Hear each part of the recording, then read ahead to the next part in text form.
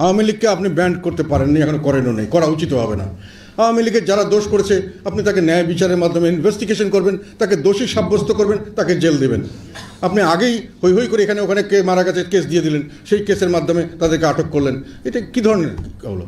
আপনি বিচার করবেন, তাকে বিচার প্রক্রিয়া তাকে ধরবেন। আর সংগঠনে কি একটা সংগঠনে আওয়ামী লীগের কি একেবারে 1 নম্বর থেকে শুরু করে লাস্ট মেম্বার সবাই কি ক্রিমিনাল?